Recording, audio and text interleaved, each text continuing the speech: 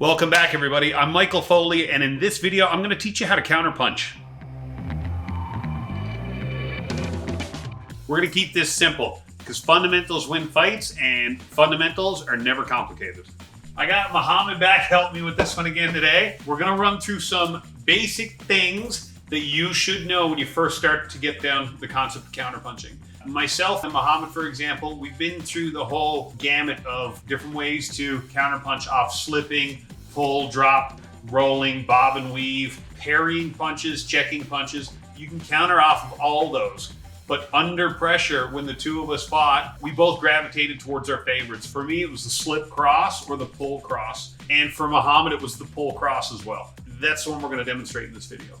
Just a couple of fundamentals we got to go over first. The first one being to slip. When I throw a punch at Muhammad's head, he wants to slip to the outside. And this is basics. You can slip to the inside and do some more advanced counter punching. But fundamentally speaking, it's safer to go to the outside. If I was to square up with you and I threw my left hand, the most likely punch that's going to come next is going to be my right hand cross. So Muhammad wouldn't want to slip towards my right hand because he's going to bring his head into the line of fire. Instead, what I want him to do is he's going to slip to the outside, so he should see my back, not my other glove. How it looks on the pads is this. We're squared up here. I'm going to throw my jab. He's going to move his head off the line and slip to the outside.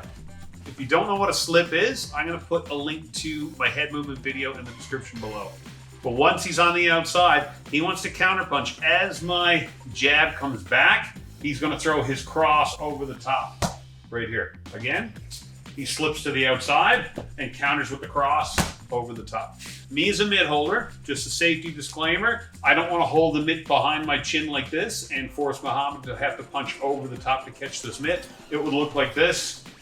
Boom. Now he's got to deck me in order to get to this. Instead, I'm going to reach out a little bit right here. Just keep it in line with your elbow. So as your elbow drops, the mitt should be right there to catch that punch. It looks like this. Here's the beauty of this. You don't always have to come back with the cross. Muhammad could also go to the body with a hook, so he'd slip here, boom, and rip it, body hook. He could also throw an overhand right, which would look like this, boom. Or he can also throw an uppercut. Either one of those is fine. It's just a good place to start with simple punches like the cross. Let's keep it going with the straight punches. This time, I'm going to throw a cross at Muhammad. Everything's the same. It's just on the other side of his body. Same thing. He wants to slip to the outside and see my back. So when I throw the cross, he slips here. Now from this position here, as my elbow drops back, he's going to throw the hook. Again, it looks like this.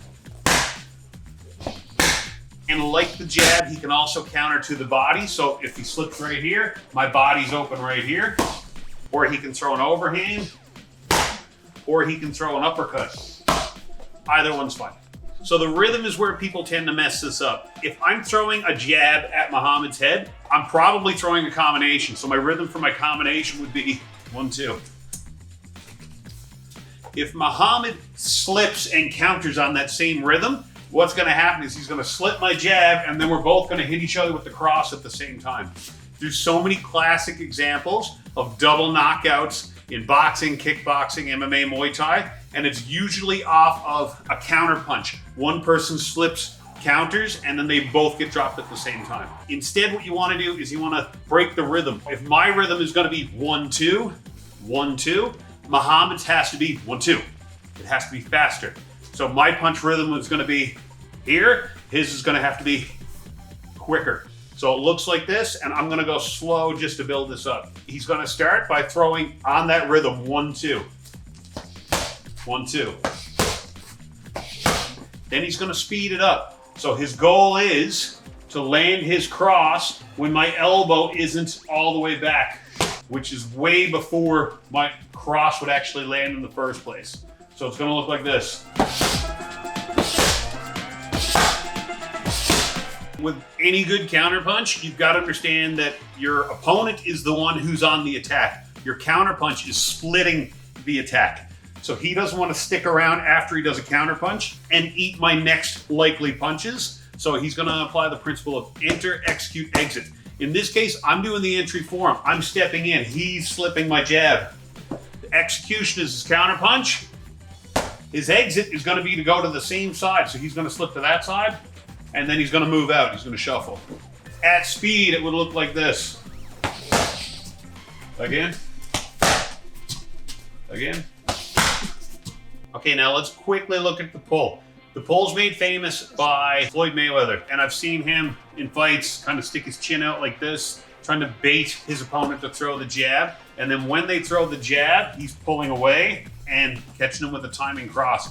His cross splits his opponent's jab cross combination. So he wants to pull when his opponent throws the jab and land his cross when his opponent is fully exposed, front on right here, turning over for his cross. It looks like this. I throw my jab. Muhammad's gonna step back with his back foot, sink back and turn his shoulder a little bit. That's gonna hyper load up his backside and be able to deliver a much more powerful cross. Pull straight back and hit the cross. Pull, pull, pull. Thanks again for watching. Don't forget to like, subscribe, and turn on notifications if you haven't already. I'm Michael Foley. I'll see you on the mats.